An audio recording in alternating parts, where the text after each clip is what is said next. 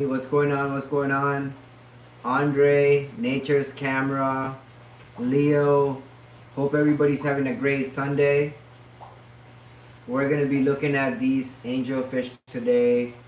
We're going to be sorting them based on size and color and genetics and whatnot, and separating them.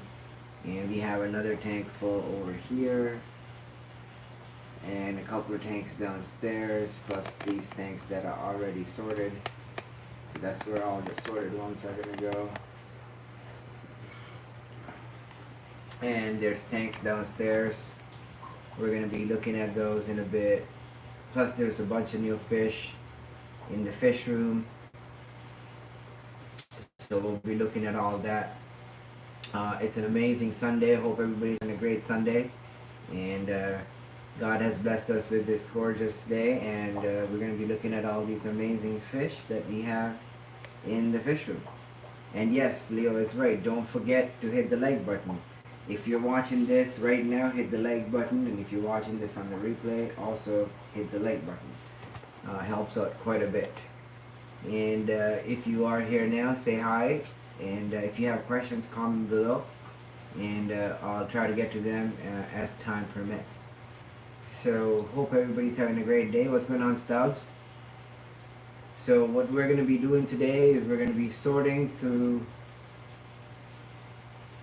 What's going on, Joe? We're going to sort through these guys and girls, and we're going to try to figure out which ones, because I have to give my cousin a bunch of fish also, so I have to keep some fish for my cousin and also for myself. So we'll be sorting out this one I'm going to keep. I want to breed some short fins, you know, so I'm going to keep some of the short fins. Okay, there we go. And also some of the long fins, so let's keep the long fins in this container. We'll keep this one. Basically some pearl scales for breeding. I like this one. Some platinums for breeding, and also for my cousin for breeding. It's quite cold in here. We got to figure out what the temperature is, because these tanks don't even have heaters. I mean, mind you, my house is quite warm. It's been warm, but this tank is close to the window, and therefore it gets quite cold in this tank. Try to keep this pattern long fin. And there's a really pretty one that I really like. I gotta find that one. I'll keep this one also. Essentially, I pick out a bunch for myself, and can you guys see what I'm doing? Alright. And I keep those in a separate tank. I grow them out a few more months, and then I pick out, oh, that guy jumped out of back into the tank. I pick out my breeders out of that. And because I have to give back some fish to my cousin, because he left his fish with me when he went on vacation, and so some of these are babies out of those fish that he left here, and so I got to keep some for him as well. Okay, let's see which other ones I want to keep.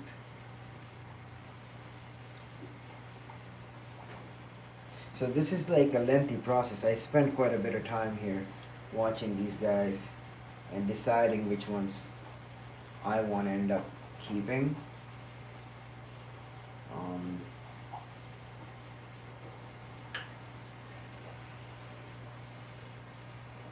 Just because I only have so much space that I can allocate to keeping these guys and girls. And in turn, there's only so many fish that I can also keep. So I essentially try to look at them and see which ones I like the most for my next generation breeding project. Now, mind you, all the fish that I select now are not going to end up staying here. I'm going to end up having to rehome some of these, essentially sell some of these as pairs or breeding groups, whatnot. So these are going to be much more pricier than the average fish, but they are hand selected for breeding. So I'm going to sell the extras, obviously, out of even these. There's a really pretty one that I can't seem to find right now. I really like that one. I want to keep that one, but right now I'm just picking out all the platinums. Essentially. So these will get sorted again and again. Like this pearl scale, for example, is probably a keeper. I'm going to sort through these several more times before I end up selling these, but right now I'm basically picking fish that are potential keepers. And there's a lot of fish in here, so it's quite difficult to single out one or two fish. But this pearl scale, for example, is definitely a keeper. Actually, no. This one here. I'm very selective, you know. Oh, that's the one I want to keep right here. It's like a sunset. It's the only one in the tank. Oh, so pretty. Just gorgeous little thing. Come on.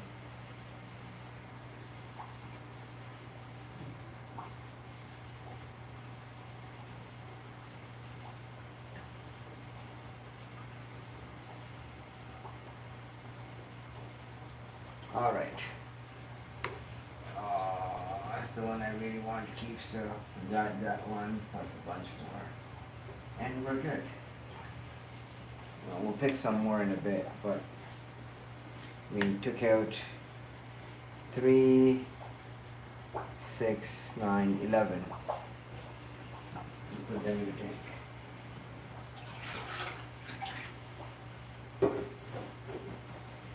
Alrighty. Got one short fin. So I'll get to the chat real quickly. Okay. Wow, there's 17 people watching. What's going on, Big Guppy? Johnny? It is lunchtime though.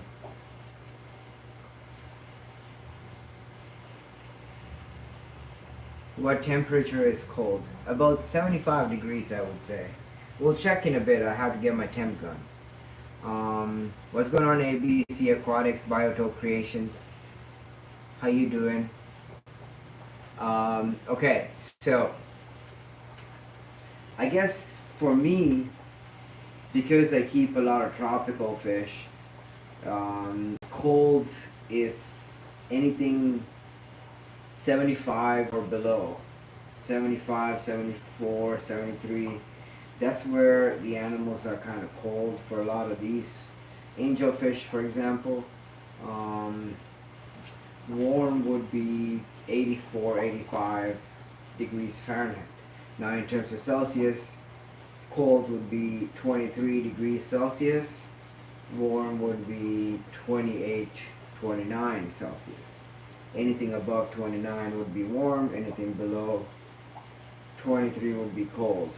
For me personally, because I kind of keep South American tropical fish from South America.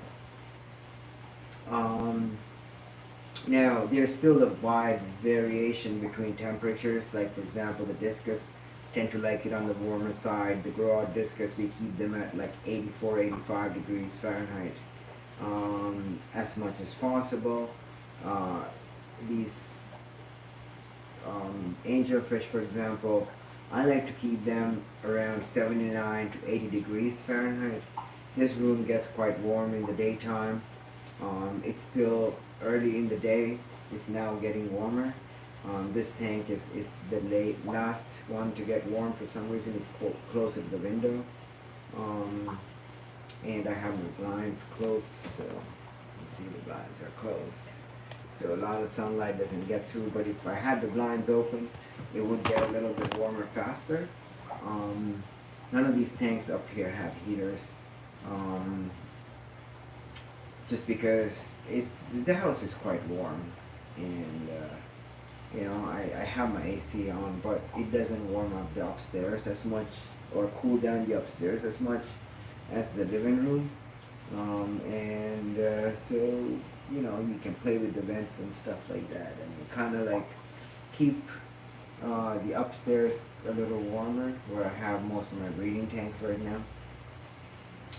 And but yeah, it's nice. It stays warm, and but this particular tank, I would say it's at about 75 degrees. I mean, I do have a thermostat thingy here, but it doesn't show exact temperature. Let me go get my heat gun. Let's figure out exactly what temperature this tank is. Oh, right. The heat guns are downstairs in the basement, so we will have to wait. Anywho, it's not super cold, but it's not 80 degrees in that tank, is what I was trying to say. They're doing well. These guys were at about 74 degrees Fahrenheit in the living room at one point, and they were doing great, which is about 23 degrees Celsius. What's going on, Zebra Playco fans? And they were growing, they were eating, they were doing well. But I do not recommend keeping angelfish at 74 degrees Fahrenheit if you just got them. You know, where you want to keep them when you first get them is at about 78 to 80 degrees Fahrenheit, and then gradually you can keep them at about 75 degrees Fahrenheit. At higher temperatures, their metabolism is faster, so they also need to eat more food. They need to do you know, their metabolic functions, which is like breeding, growing, all those things are faster. So if you are growing them out initially for the first year or so or two, you would want to keep them in slightly warmer temperatures as well. So that's something to keep in mind. How you doing, Deb Moy? What's going on, Ebor? What's going on, TA?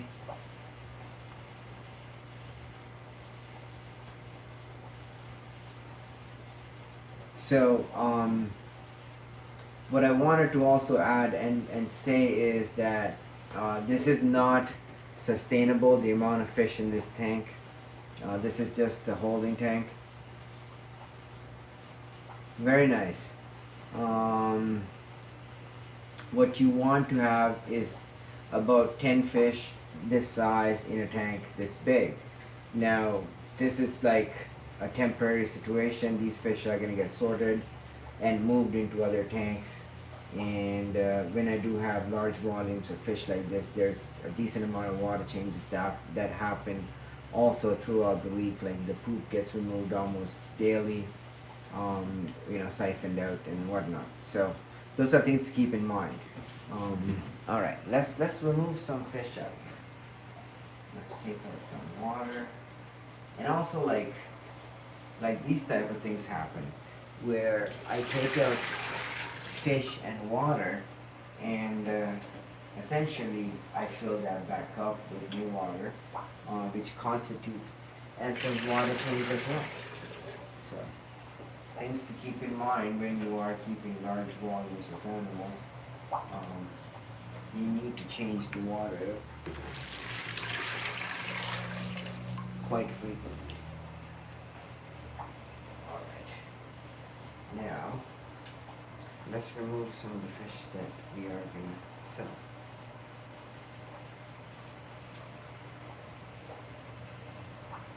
Alright. I'm going to move all the long fins that I'm going to sell into the living room. So potential customers, basically pet store owners that come by to buy fish can see them easily and pick them up.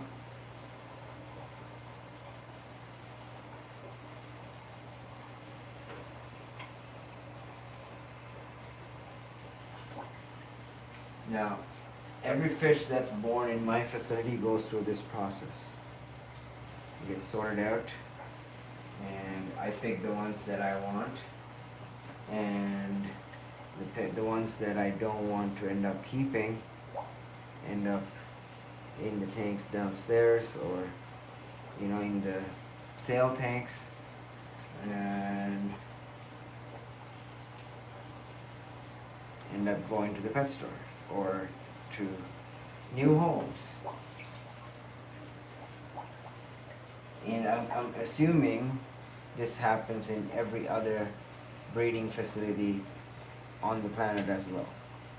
So if you are trying to buy fish to breed with, I recommend becoming friends with the breeder, and paying them enough money to buy fish that are from their select group that they've picked out for themselves,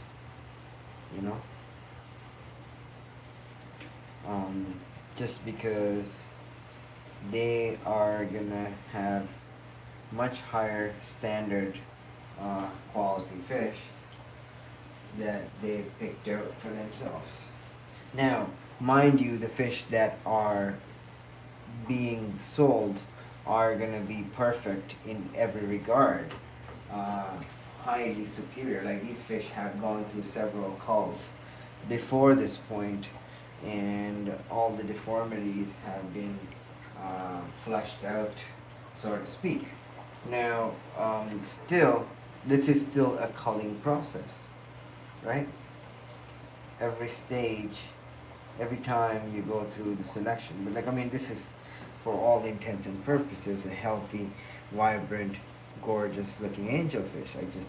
It's just not one of the fish I personally want to keep for whatever reason, because there's so many of that particular looking fish in this group, so there's no reason to keep 100 of them. I only want to keep like 20.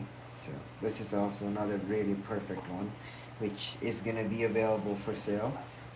Again, a platinum, pearl scale, gorgeous fish, but it just didn't make the cut to stay, and it's now perfect enough to sell, right? So,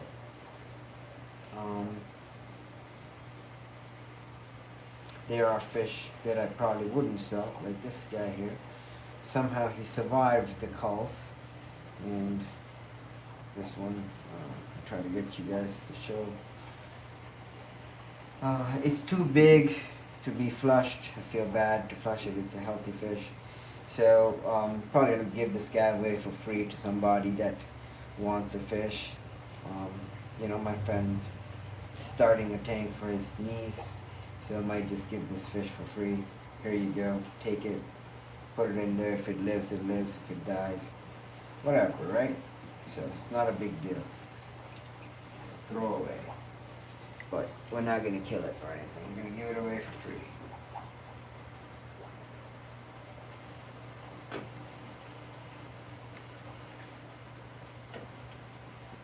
So, but yeah, so still getting perfect fish here. That's the bottom line. All right. Trying to catch as many as I can, just to move downstairs so you guys can see the entire process, essentially. See another perfect pearl scale, gorgeous fish, like so. Pet stores are going to sell these for about $20 each, give or take.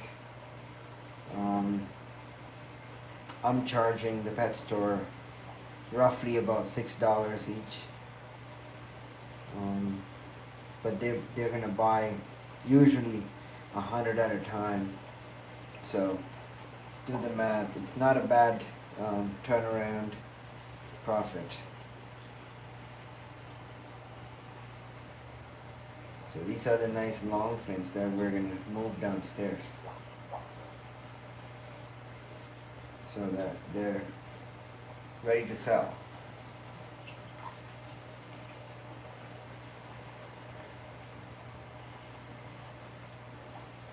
Oh, look at this one.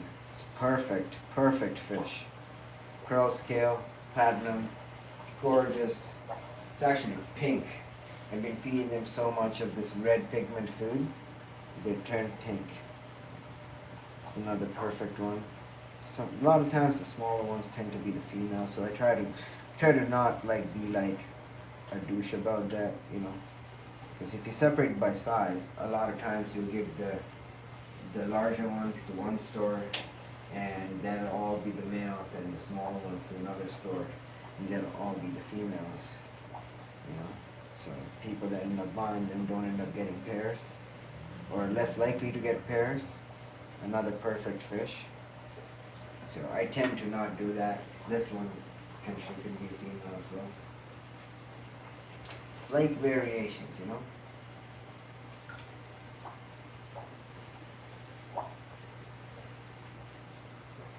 Not so perfect, but good enough to sell.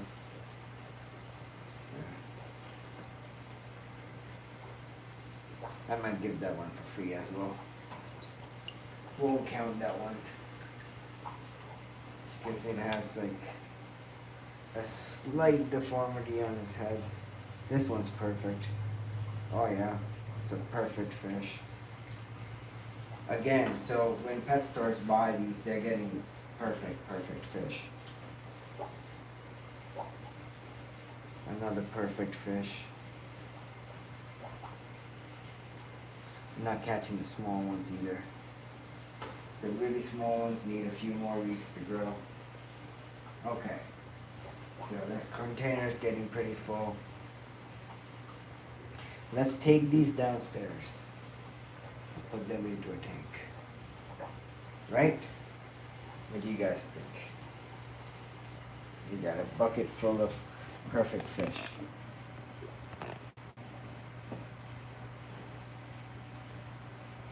See? Alright, let's go downstairs.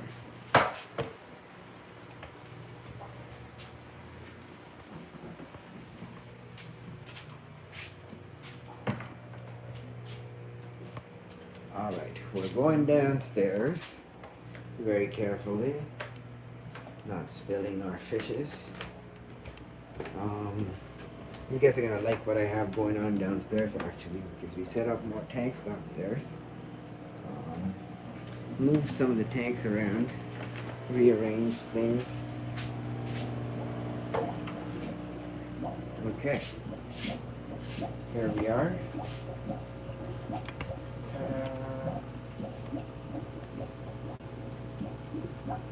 Okay, so this is where everybody's going right now. Throw it again.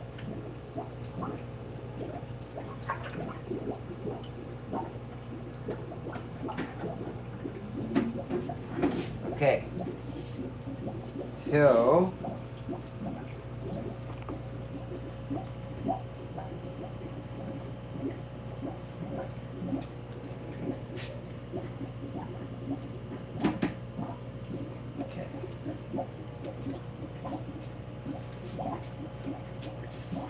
we also have this tank set up. I just set this up today, or last night actually. Filled it with water. Just plugged everything in. Have this guy set up running already. And this guy up and running already also. So what we ended up doing was, instead of having all the tanks on that wall, started moving them more into the house. Setting everything up now here, and on the other side. This rack is going to move from where it is right now, and there'll be tanks here,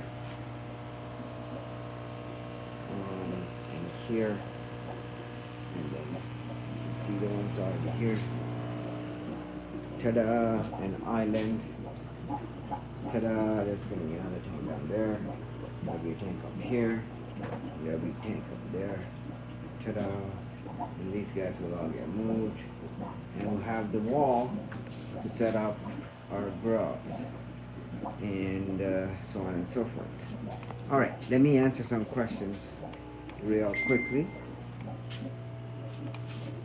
Don't mind the mess, it's still getting set up and stuff like that. What should be the group I get next to breed? L260 or Wobbly Monster? Okay, so they're both really nice fish. Let's say that first. The Wobbly Monsters are going to be easier to breed. They're ancestors. They're going to be less demanding and you don't need to keep them in super warm temperatures and so on and so forth, and quite profitable fish. But the demand for the Wobbly Monsters is not as high as the L260s. The L260s are also quite rare, so they are a little bit more trickier to breed. They are hype ancestors. They're quite similar to zebra plecos. Actually, they can also hybridize quite easily with zebra plecos, have very similar requirements to zebra plecos, and breed almost the same way. So quite fun fish to breed, the L260s. So it's up to you between the two. Just weigh the pros and cons and see which one you want to challenge yourself with, and what's going to be most profitable. Now, in terms of monetary gains, both fish have quite high demand. The 260s have a little bit higher demand, and also they are a little bit more pricier than the Wobbly Monsters. So it's up to you between the two. They're both nice.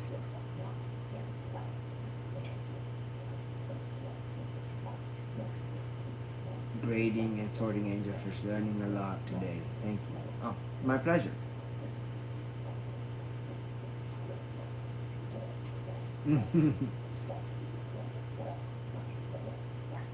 I don't know what that emoji is. There's a whole bunch of them, Jerome or Jeremy.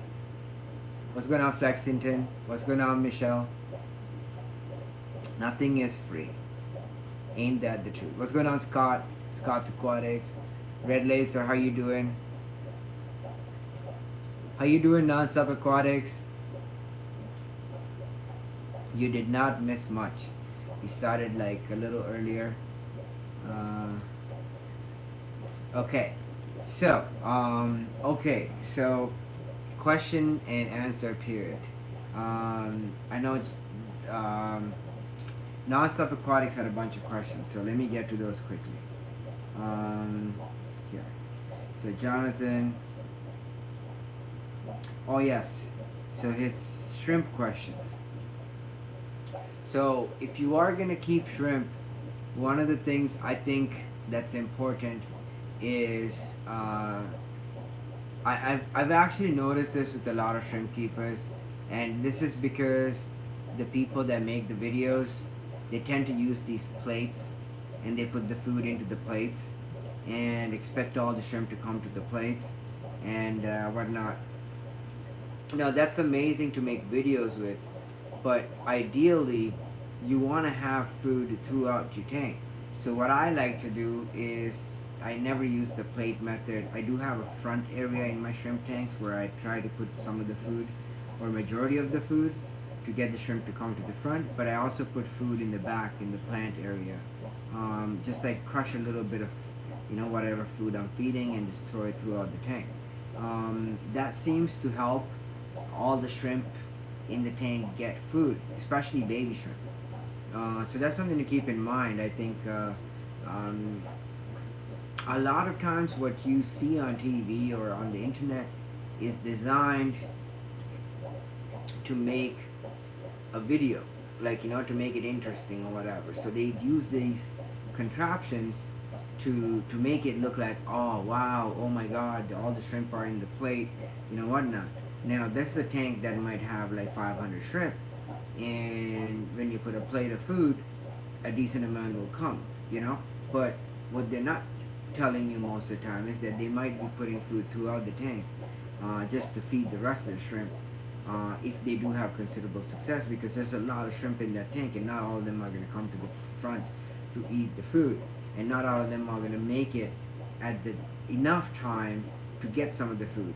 So you know, what you ideally want to do is to feed a small amount of food throughout the tank. If you have, let's say, 20 or 30 shrimp, and if you have babies, you want to increase that amount, and if you have more, you know, like growing up and stuff, you want to increase that amount depending on the size of the tank, whatever. Now, in one of my breeding tanks, for example, at full production, I might end up putting a half a teaspoon of, you know, like something like tropical colored granules every day, because there's so many shrimp in there, and it might still not be enough. Now, how do you know if you're feeding enough food for your shrimps or not? The way to find that out is if you look into your shrimp tank. Let's go look at a shrimp tank. So I have a shrimp tank here that is doing okay, not producing yet. I mean, there's a few baby shrimps, but there's planaria in here, so the baby shrimp have not been, you know, doing too well. But you know, we have some or Caradina shrimp, you know, red, whatever, crystal reds, crystal blacks, whatever. These guys, you see, they're like running around, doing stuff. So these guys are moderately hungry. I should put some food in here, okay? If you see a shrimp swimming like what you just saw that one shrimp doing, start to see another one. These guys need food. I haven't fed them today. See, like this kind of aggressive behavior, they're hungry. They're looking for food. Now, if I leave this for another day, they might eat one of their own. Well, there are babies. There's a little baby. They're breeding in here also, so it's good. Even with the planaria. But what you don't want is your shrimp running around, whizzing about, looking for food, and you haven't fed them. Okay? So that's how you know if you've fed enough or not. And so that's something to keep in mind also. And another thing I want to say is that when you do buy shrimp, a lot of times the person selling them to you might just sell you male shrimp. It's quite possible, actually. It happens quite often. It happens with fish, it happens with shrimp, it happens with all kinds of things. So if that ends up happening, or if they breed their shrimp in conditions where it's more males that are being produced for whatever reason, it might be the temperature or whatever, you might be in a tough situation there also. So if you do want to breed a lot of these animals, to get the initial breeding colony is quite tough, or a lengthy process sometimes. I mean, I'm not saying that there are times where you might buy, you know, a couple of animals and they end up breeding for you and you become successful from there. But a lot of times, many of fish keepers go through several purchases of seed shrimp to start their colony. And once they do have a colony going, it is quite possible to have that split into several tanks, and that way, if one of your colonies crash, you still have other seed colonies in your fish room where you can take shrimp out and start your new colony. So there's something to keep in mind. The reason I was talking about this is because Jonathan was trying to get his shrimp to breed non-stop aquatics, and he was messaging me about it. There he is, calcium balls in shrimp tanks. Yes, definitely calcium balls. There's the yellow balls or the orangish kind of balls, and there's like a grayish kind of ones. It's good to use both for your Caradina shrimp. I've heard that the good idea to buy shrimp from different sources for genetic diversity. Definitely yes. Definitely yes. What's going on, 3G? 100%.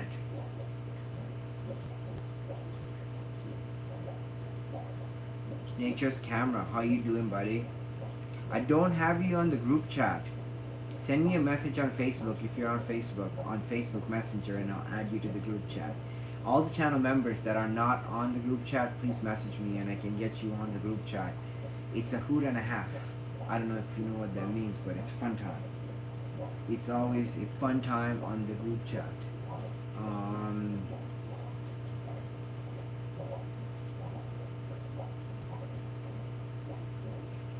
Johnny and Dan's Fish says I've been on rainbow fish duty. Rainbow fish are awesome, man. 9-hour time difference. See more of your live stream. Stay in India, so it's 9 hours. Oh wow. Well, I'm glad you're here right now. You think another week or two? Oh, you guys are doing your fish sales. Okay, good. Calcium, yes.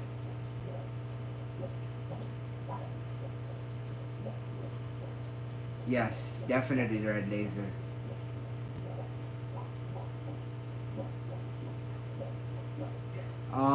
Just the genetics, I think. It's just the genetics, like, you know, different genetic necessities or dominance creates different patterns. Nonstop says, become a member. It's worth it. Get questions answered in between lives. Definitely, yes, worth it. And we have a super chat, a private secret chat group, which is nice. Not the like button. Can't beat a good quality L260. Definitely no. Okay, so there's a super chat by Steiner. Oh my god, thank you so much, Steiner. Thank you again. Steiner's been awesome this whole time. And thank you so much for your support. How you doing? Hope you're having a good day, Steiner. Happy Sunday. Nature's camera says sorry. No, don't be sorry.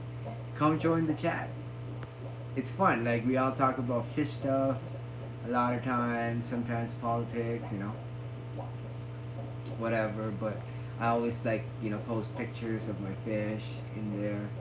Cool stuff in between live streams. I always just use Tums for calcium. Well, I've never done that, so I don't recommend it, but I think, yeah, it does work. It is, you know, a source of calcium. Longfin green dragons, very nice. I got 16 leopard frog. Oh, congratulations, Nature's camera. Congratulations indeed. Did you just message me? Somebody messaged me. Shelly Owens. That's my work friend.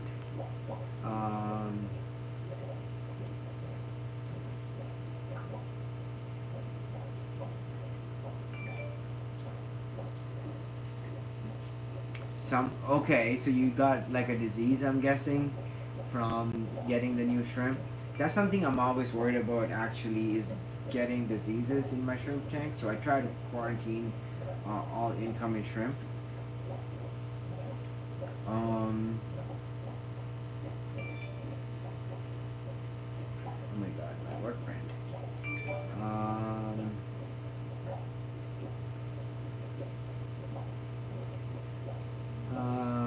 But at least your shrimp are ready. Sunday fun day, definitely.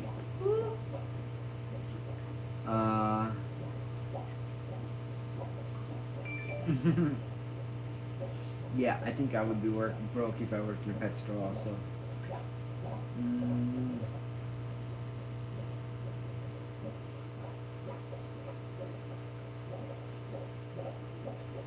Okay, if you had them for 2 years, I mean, all the shrimp do die. That's something to keep in mind. If, like, this freaked me out the most when I was keeping shrimp in the beginning. Is that, let's say, like, so I started shrimp keeping, you know, like maybe 10 years ago, whatever. And so I was keeping shrimp, you know, I started straight into Carolina shrimp, crystal backs, crystal reds, tiger shrimp, you know, whatnot. So, and I started getting relatively good success with my shrimp early on, just because, you know, I've kept shrimp when I was really young. My dad used to keep them, so like I was very like aware of what to do. You know, it's to not do much, right? Anywho, I was keeping these guys, and I was getting, you know, babies, whatever. A couple of years went by, and then I had almost all the shrimp that were born in my first original breedings die at the same time because they were all the same age. They were, essentially brothers and sisters, I would say, or first cousins, and they all died around the same time within a few months. So like like 20 or 30 of your large shrimp, and that's apparently normal for them to have a specific life expectancy and them all to die, around the same molt. So that was a surprise to me. You know what I mean? So it's not too scary if you have an established tank that's, let's say, 2-3 years old and you haven't done anything differently and it's doing well and it's breeding and you're taking shrimp out regularly, baby shrimp.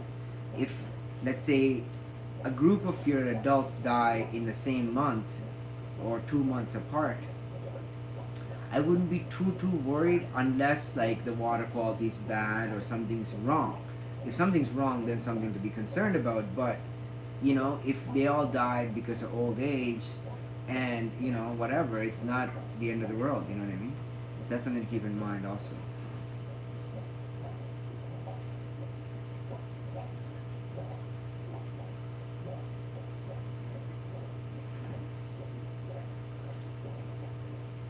Man, you guys are lucky to be able to keep your tanks in your garage. It gets too cold in Canada to do that. I know one person that has their tanks in their garage, but their entire garage is insulated and heated. So.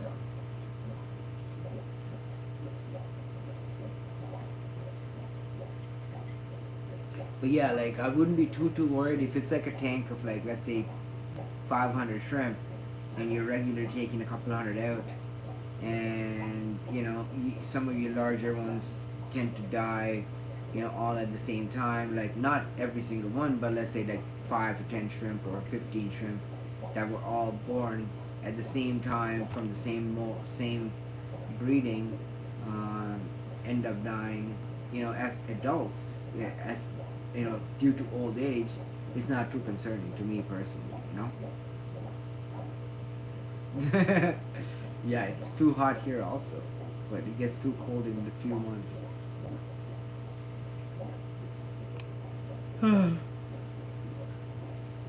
Wow, Wyoming shouldn't be this hot. Agreed. We are going to a warmer phase, I think. There's not much you can do. The earth, that's its thing.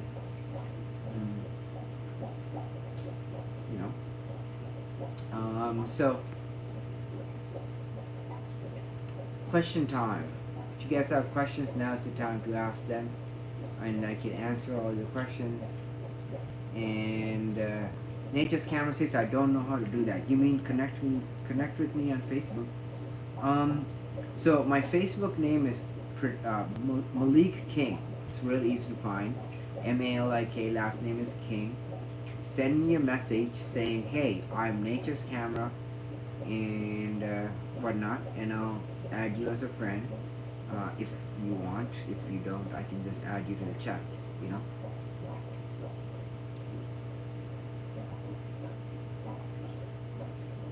Sean's Aquatic Life says, do I have a P.O. box? Not yet, but soon I'll get a P.O. box so that you guys can send me stuff. I'm heading back to the warehouse. You might chat. Definitely. Enjoy, buddy. What is Discord? I don't even know what that is. I've never looked at it. I don't know what it is. So.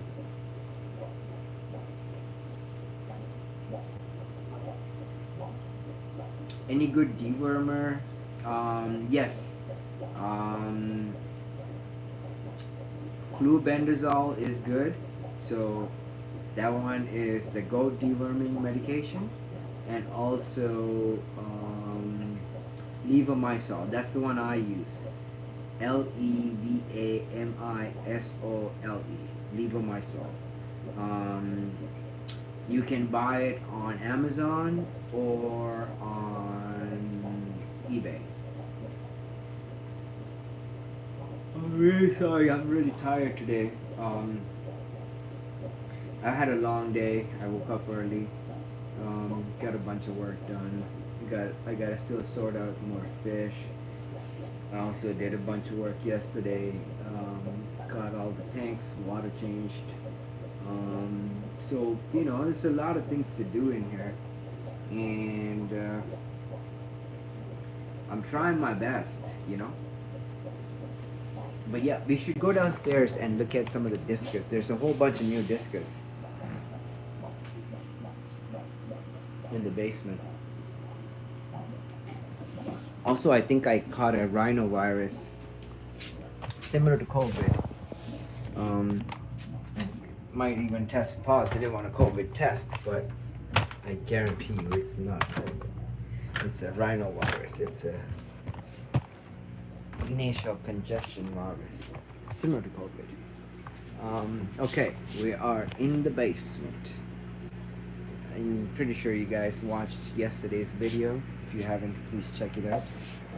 These are some of the fishes in the basement. And we got new discus in the fish room. So these are fresh from Michael's fish room. Fish Easy. If you haven't subscribed to Fish Easy, highly recommend subscribing. So these are his fish he bred at his facility that he brought over yesterday. No deaths so far. Everybody's doing really well. These are mostly going to be red turquoise, I would assume, because you can see the red coloration already on a lot of them. And the orangish, real nice one right there. So from a red turquoise, or actually a brown, you know, wild looking parent, mom, and a albino dad. So super cute fish, super exciting for these ones. And we got black rams coloring up, ready for sale. Got a mystery fish. I don't know what these ones are. They are nice, really pretty, but can't see in there. And, I don't know what they are. Rams available for sale.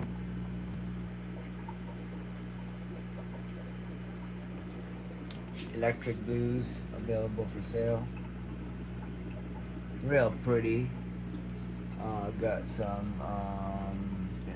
These are the glow light Daniels. So Chopre. Daniel Chopre. Really pretty. Not for sale. This tank turned red. I don't know how, why, but the water in there turned red. Green tank. Got discus in there, growing up, doing well. I just fed these, so I'm not gonna feed them again, but got more rams. Thorictis maculopennis. So those are right there. Really pretty fish. Got 4 of those in here. Electric blue caros also. Got 5 of those. More fish. Let me go in here and look at the discus real quickly that are growing up.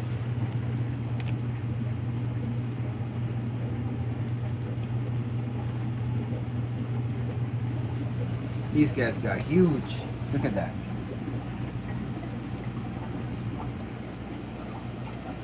Look how big they got.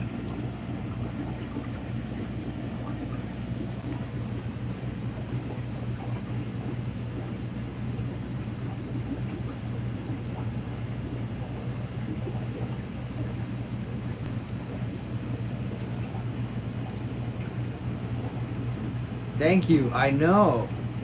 I'm keeping this one. This one's a keeper. This one also. And then this one. I'll keep a bunch of these bigger ones. This one. Keeping a bunch of these bigger ones also. We got rid of a lot of the peppering colors. So they're clearing up quite a bit. Nice one here. These ones are really nice. They have a lot more red, like that one right there. Oh my god, look at that one. That's a really pretty one. That's one of my favorites right there. One in the back. That one right there. So, like there's more tanks that need to get set up, like these guys here haven't really gotten around to. Got to re-glue it, put silicone in on both of these, set them up. There's going to be another set of tanks here. Door's going to be able to, whatever. And yeah, a lot of work to do. And we're trying our best. And I really like these ones. This group, I feel like there's going to be a lot of good looking fish.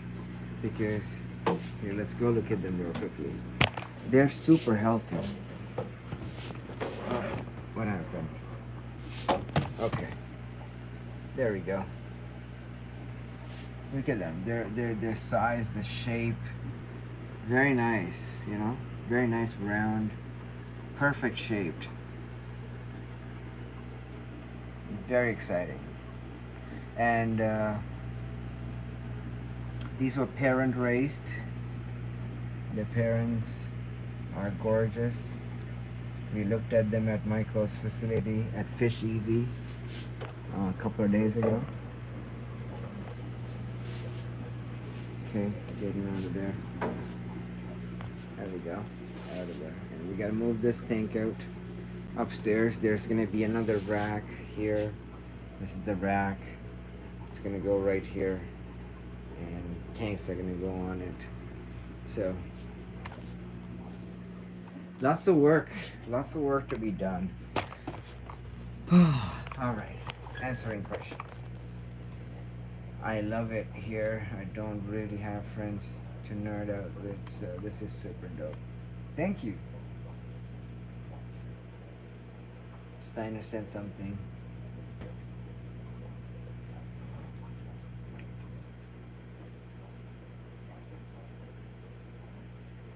Oh, Steiner has a bunch of baby discus. Okay. So, yeah.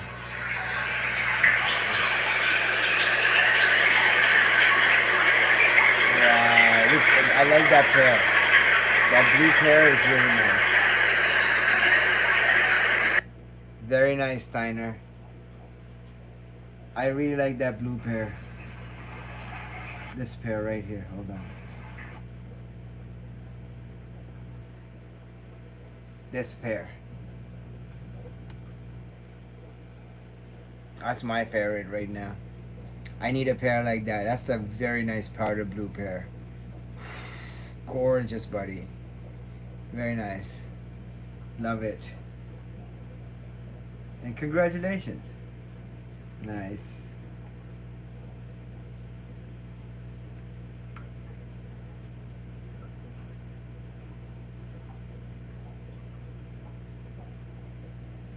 And your paintings are coming along well as well. Sandy Diamond just messaged me and said you guys were chatting earlier.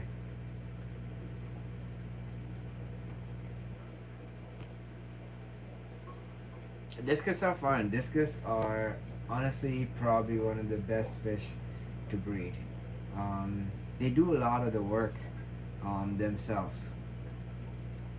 So feeding the babies, for example, is quite easy. You don't have to hatch brine shrimp and stuff.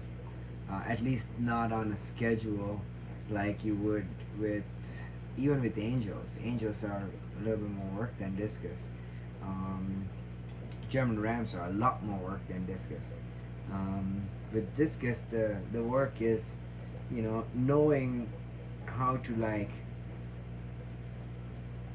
get the eggs to hatch, I would say, is important. You need to have a low TDS, a low KH value, really. Not even the TDS, but the KH needs to be super low for the eggs to be viable and hatch. And the pH has to be below 7 for the most part, ideally. Because if your KH is 1, your pH is going to be about 7. And so if your KH is below 1, if your KH is 0, for example, your pH is going to be about 6 or below. This is reality, right? So that's where you're going to have considerable success, between pH of 6 and 7 and a KH of ideally below 1, close to 0 as close as possible, and the TDS as low as possible also, like, you know, in the 90s, 80s, you know, 70, 65, 50, 55. I know Steiner has a pH of like 0, you know, so, or sorry, a KH of 0, or, you know, and a TDS close to 0, so a pH of like 5.8 or 6 or something like that. So, you know, in a condition like that, you're gonna have a lot more regular success. So that's something to keep in mind. And if you are gonna keep Discus in areas where you have harder water, you can do what Michael does. Is when they're ready to breed, he does several water changes with pure RO water, which brings the TDS below 90 and his KH close to 0, and that in turn allows his eggs to hatch real easily. Now the same thing can be applied with your L134s, zebra plecos, for example. A little bit easier with the zebra plecos. By using something like oak leaves, you can, you know, artificially drop the pH and the KH. Angelfish as well, same thing. I use oak leaves to bring the pH down to about 6 to get the higher levels of success in hatch rates.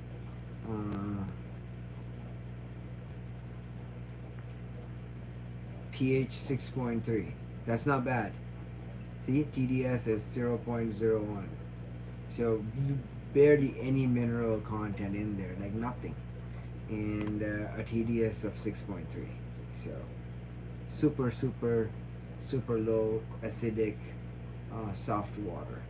And then you know, you can get relatively good success, you know, especially with fish that come from black water, like Ultima Angels, L134 Plecos, you know, things like that sort.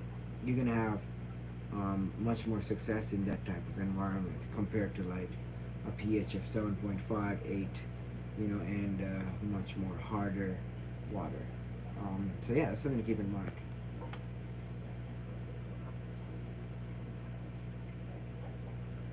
That's really smart, TA. African cichlids is what I would keep at that type of environment. And Lake Victoria is probably going to be my focus if that was the case.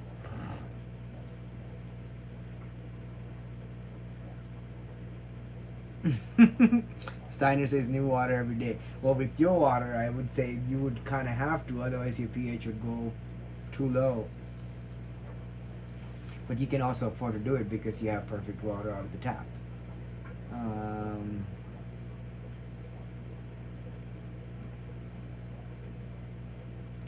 The laterite in dirted tanks.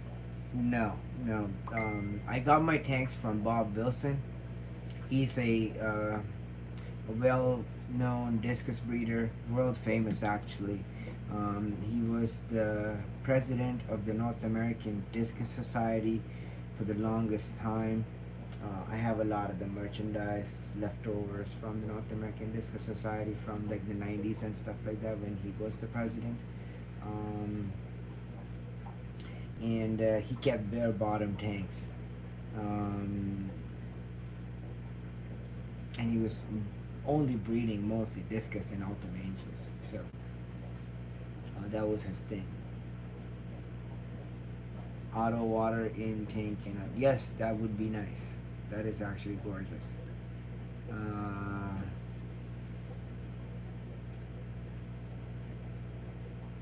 That's not bad. 7.4. So the ppm does not give you a total picture of what's in the water. The ppm is just parts per million of total dissolved solids. So that could be nitrates, it could be phosphates, it could be calcium, could be salts, could be, all kinds of different things. Um, your KH is your calcium hardness, or carbonate hardness, and your GH is your general hardness. Now, um, if you have 130 ppm and your pH is 8, that means your KH is probably really high, like maybe 7, 8, and your GH is not as high, comparatively. That's all it is.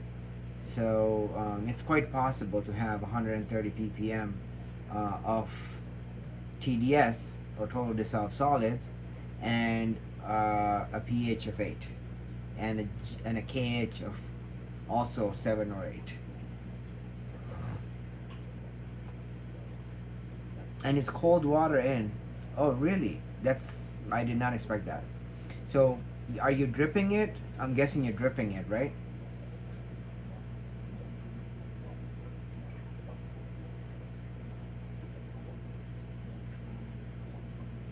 Yeah, definitely. If there's a lot of limestone, it's definitely mostly carbonate hardness. Um, so, these are different things. Like, water, for the most part, is weird. It acts very differently in different circumstances. So, and it dissolves almost everything. So, if water is flowing through, let's say, calcium rock, it's dissolving calcium. If water is flowing through other type of rock, it's dissolving that rock, and it ends up in the water itself, where you might take and put it into your tank. So that's something to keep in mind. So, oh yeah, you're dripping it. So that's smart. And yeah, even here when I do water changes, a lot of times I'll do a 10% water change, and I'll fill these tanks 10% back with not cold but moderately colder water right out of the tap without even dechlorinating it, and I'm not worried about losing any of my fish or anything happening. My water doesn't have chloramines, and it's only a small amount of chlorine, and it doesn't necessarily harm my fish. But if I were to do more than a 10% or 15% water change, I would not fill it directly back from the tap. And as well, I would temperature acclimatize the water more.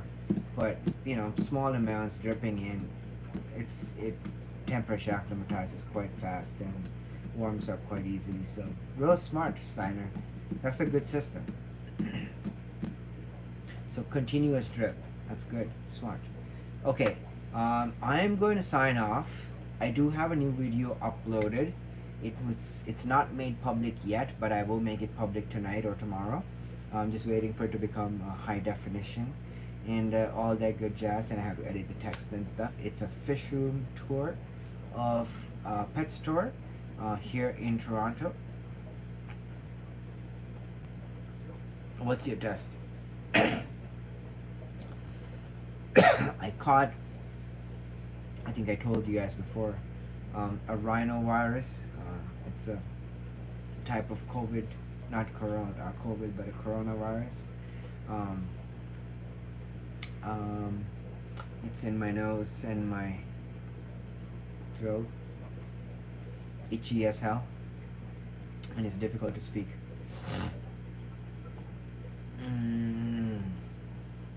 What is the test? I want to know the test before I sign out. It's going around. Water drip in the tank. Oh, yeah. You don't need to test if you're dripping water into the tank regularly, because you know exactly what TDS and pH the water coming out of your tap is, and then you know that all the tanks in your fish room are gonna have that pH and TDS. So I wouldn't worry if you're constantly dripping water in. I wouldn't test either.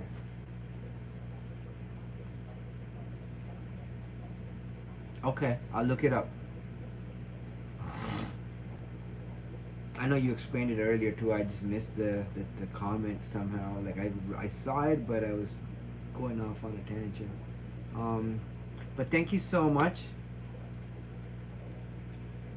Are you gonna join my Discord too?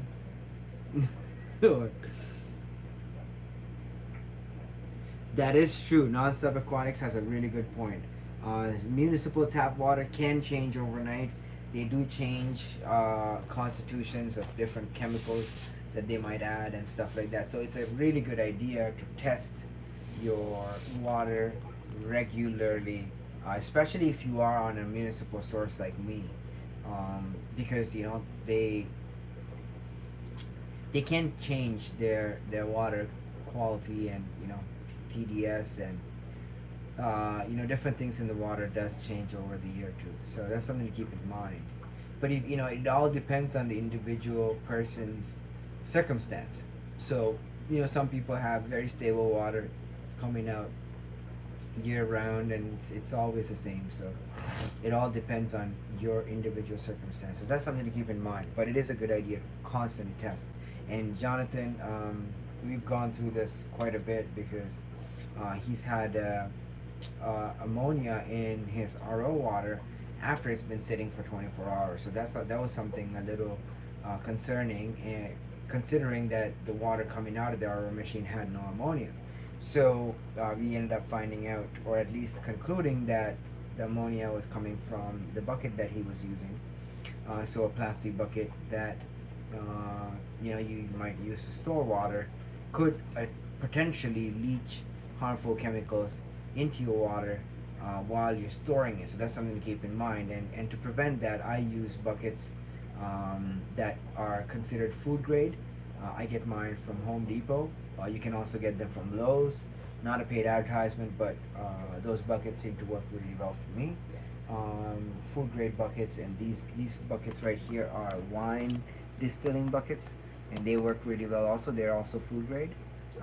So different types of buckets that are considered food grade seem to work better, at least for our application. So that's what I gotta say about that. Yeah, and what you keep your water in. Totally. Yeah, that's a big one. Anyways, I'm gonna sign off. I'm gonna go back upstairs and get some more work done. Thank you so much for joining me today on the Sunday for the live stream. If you have not liked the video, please like it, and comment below if you have any questions, and I will see you all on the next one. And also stay tuned for the video of the fish room tour of Planted Aquaria, which is out in Oka. Thank you so much. I love you all. God bless you. I hope I feel better too, and hope you feel better. Thank you, Leo, and hope you have a good one, and hope everybody has a great Sunday, and a great week ahead, and very successful and prosperous week full of fish breeding. And if your fish are not breeding yet, just stay positive, and keep taking care of them, because they will breed eventually. God bless you.